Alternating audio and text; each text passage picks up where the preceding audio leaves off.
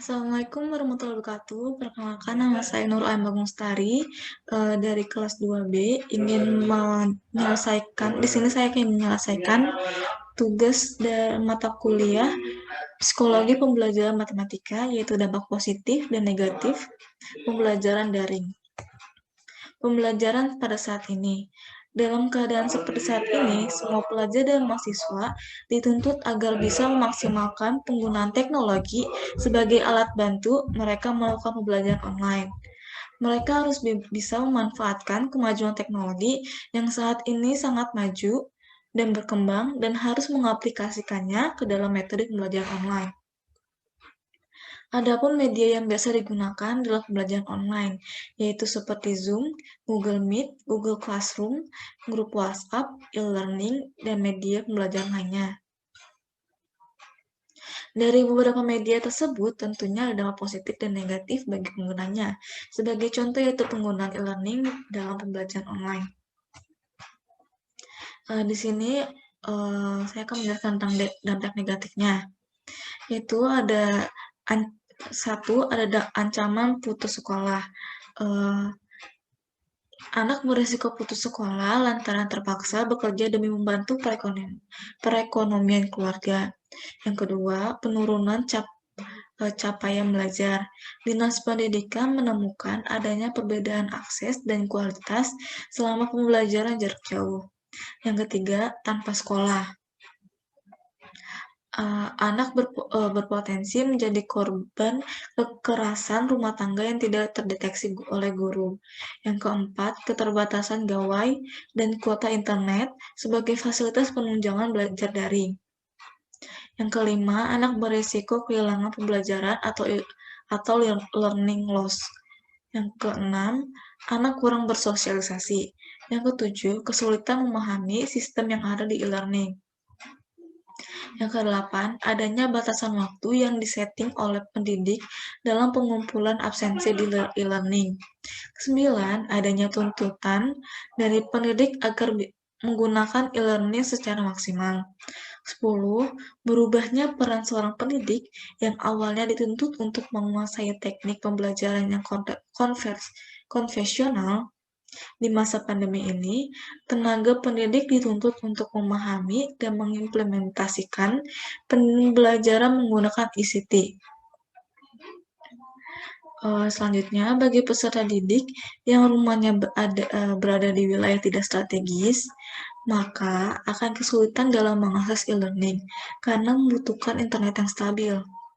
Lalu, kurangnya penguasaan terhadap bahasa komputer mengakibatkan kita kesulitan dalam menggunakan e-learning secara maksimal.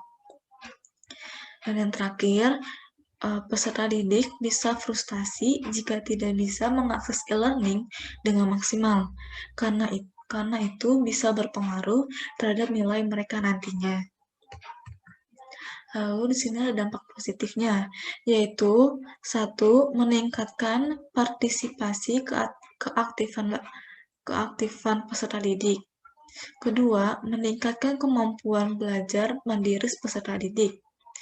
Ketiga, materi lebih mudah diserap dan dipahami karena pada e-learning sudah tersedia icon-icon materi yang sudah disiapkan oleh pendidik, dan e-learning juga memiliki fasilitas multimedia yang bisa berupa suara atau video. Yang keempat, lebih ringkas, yaitu maksudnya tidak berbelit-belit, akan tetapi langsung ke pokok bahasan materi pembelajaran sesuai kebutuhan. Yang kelima, e-learning bisa diakses dalam 24 jam. Maksudnya, materi-materi yang ada di e-learning bisa dibuka dan dipelajari kembali. Yang keenam, e-learning lebih menghemat waktu dan biaya. Lalu yang ketujuh, anak memiliki banyak waktu di rumah bersama keluarga. Kedelapan, metode belajar yang variatif, yaitu ketimbang anak hanya belajar di dalam kelas, kini mereka lebih fleksibel belajar di rumah. Yang ke-9, anak peka dan beradaptasi dengan perubahan. Yang 10, mau atau tidak, anak pasti harus mengeksplorasi teknologi.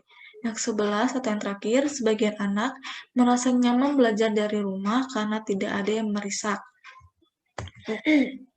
Lalu kesimpulan dari semuanya yaitu dari uraian di atas bisa kita simpulkan bahwa dalam upaya memutuskan mata rantai penyebaran COVID-19,